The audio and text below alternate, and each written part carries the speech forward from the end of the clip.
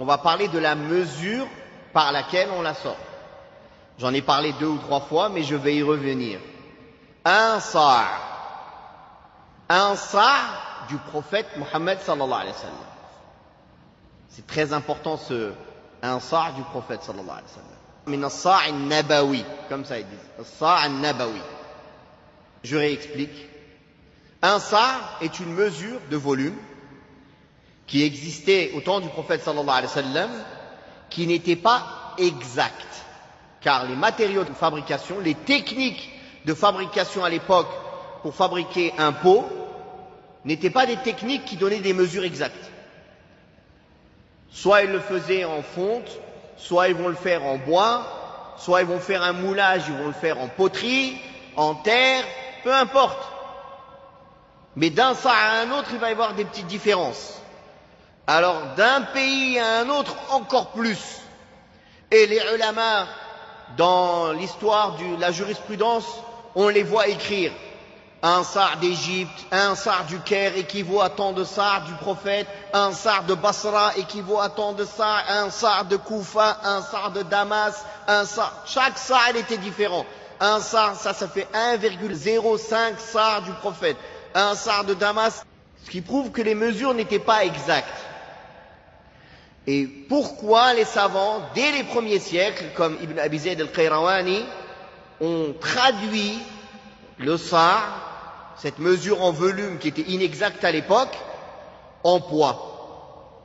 Et le poids à l'époque, c'était ratl. Et jusqu'à maintenant, c'est utilisé dans certains pays. Donne-moi a'tini ashrat artal, il dit, donne-moi 10 ratl. Dans certains pays arabes, ils utilisent encore cette mesure, jusqu'à maintenant. Mais même ce poids, cette mesure en poids, n'est pas tout à fait exact. Pourquoi? Car un volume d'un aliment précis, il ne peut pas faire le même poids, même pour ce même aliment. Parfois, car cet aliment, la date, elle est de plusieurs catégories. Il y a des dates qui pèsent plus lourdes que d'autres. Il y a des dates fraîches, il y a des dates sèches. Donc ça pose un problème. Même là, on trouve des poids différents pour le même sa'. N'est-ce pas? Alors, on ne parle pas si c'est des aliments différents. Le blé, l'aqit, le lait séché, l'orge, le raisin sec. Ça va donner des poids complètement différents. Donc, les savants contemporains, quand les mesures contemporaines ont été mises en place, ce qui ne date pas de si longtemps que ça dans l'histoire du monde. Donc, quand ces mesures de volume précises ont apparu, le litre, le mètre cube, autres, des savants se sont efforcés de revenir aux sources, de revoir combien de volume faisait un sa' du prophète sallallahu alayhi wa sallam. À savoir qu'il y a des sa' qui sont restés, qui ont été hérités, qui ont été donnés par chaîne de transmission depuis le prophète sallallahu alayhi wa sallam jusqu'à aujourd'hui. Des mouds et des sa'. D'ailleurs, les étudiants, ils ont une ijaza qu'ils ont pris de leur shuyukh dans le moud. Notre cheikh Yahya ibn Uthman al-Hindi rahimahullah, il donnait des ijazas dans le moud du prophète sallallahu alayhi wa sallam, qu'il avait lui-même pris de son cheikh, que lui avait pris de son cheikh jusqu'au prophète sallallahu alayhi wa sallam. Et un sa', c'est 4 mouds. D'accord? Donc, les savants ont réuni tous ceux qui avaient des chaînes de transmission de moud, de sa' jusqu'au prophète sallallahu alayhi wa sallam. Et ils ont essayé de définir avec des mesures précises. Aujourd'hui, ça fait combien en volume? C'est pour ça qu'en fait, c'est des données nouvelles. C'est pas des choses que vous trouvez dans les livres de fiqh anciennement. Et parmi ceux qui ont fait cet effort, c'est une institution en Arabie dont son rôle est de traduire toutes les mesures religieuses en mesures contemporaines. Ils prennent les distances. Un farsakh, c'est combien? Allez, c'est combien de milles? 1 mille au temps à l'époque, c'est combien de kilomètres? Un sa', c'est combien? Un moud, c'est combien? Etc. Toutes les mesures que l'on peut trouver dans les livres de fiqh, dans les hadiths, ils ont fait un effort de les traduire avec des mesures précises contemporaines. D'accord? Et ils ont présenté ça aux savants.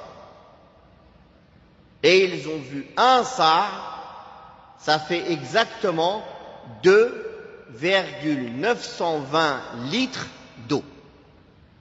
Tu prends un récipient, tu mets dedans 2,920 litres d'eau, tu fais un trait, tu coupes à ce trait, tu as un sa' du prophète sallallahu alayhi wa sallam, de l'époque du prophète sallallahu alayhi wa sallam, exactement.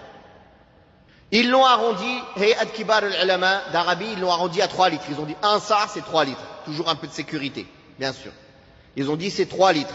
Donc dans les fatwas, vous allez voir, 3 litres. Et ils ont été plus loin. Avec ces 3 litres, ils ont fait des tests. Allez, ramenez-moi tous les types de riz, tous les types de blé, tous les types de dattes, tous les types d'orge, tous les types de aqit, tous les types. Ils ont vu, ça fait 2 kilos, 2 kilos 100, 2 kilos 300, 2 kilos 700, 2 kilos 800. Ils ont dit, ça dépasse jamais 3 kilos. Alors, le conseil permanent de la fatwa d'Arabie, et c'est la fatwa de Cheikh Ibn Baz, rahimahullah, ils ont dit, sortez 3 kilos de n'importe quel aliment, vous êtes sûr d'avoir sorti un sa'. Vous êtes sûr d'avoir sorti un sa' et un peu plus. Voilà pourquoi, je le dis et je le répète, je l'ai dit la semaine dernière et je le répète aujourd'hui, tous les tableaux qui sont transmis pendant Ramadan sont tous faux. Tous, sans exception. Si vous comprenez mon discours, vous pouvez comprendre facilement ce que je dis. Quand ils vous disent un sa' de riz, ça fait tant de kilos, c'est faux. Quel riz? À quelle saison? Quel type? C'est faux. Il faut qu'ils nous disent quel riz. Quel type de riz? Quand ils disent tant de kilos de dattes, quelle date? Fraîche ou sèche? Est-ce que c'est des soukari? Est-ce que c'est des majdoul? Est-ce que c'est des dagla? C'est quoi? Vous savez très bien qu'il y a des dattes, elles ont des gros noyaux, d'autres elles ont des petits noyaux, d'autres elles ont beaucoup de chair. Est-ce que ça influe pas sur le poids, tout ça? Bien sûr. Est-ce que des dattes fraîches, elles ont le même poids que des dattes sèches? Non. Les dattes fraîches, elles sont plus lourdes. Il y a plus d'eau dedans. Pourtant, ça prend le même volume. Donc, de deux choses l'une. Soit vous voulez faire les choses en volume et vous faites couler 3 litres, vous faites un trait. Vous n'allez pas jouer les méticuleux, 2 litres 920. Ça, je vous l'ai donné pour la science. 3 litres. Vous faites un trait et vous mettez vos aliments dedans et vous sortez le nombre de sa' obligatoire. C'est très bien. Soit vous ne voulez pas faire ça, sortez 3 kilos. Car ça ne dépasse jamais 3 kilos. Jamais même 2 kilos 900 et quelques. Jamais. Peu importe l'aliment, peu importe qu'il soit frais ou sec, peu importe la catégorie. Et c'est pour cela que depuis des années, je répète et je dis 3 kilos. 3 kilos. Les gens disent non, moi j'ai fait le test. Je dis barakallahu fik, j'ai compris que tu as fait le test. Je sais qu'avec certains aliments, un sa' ça fait 2 kilos 100 ou 2 kilos 500. Je te donne une règle générale que tout le monde peut appliquer.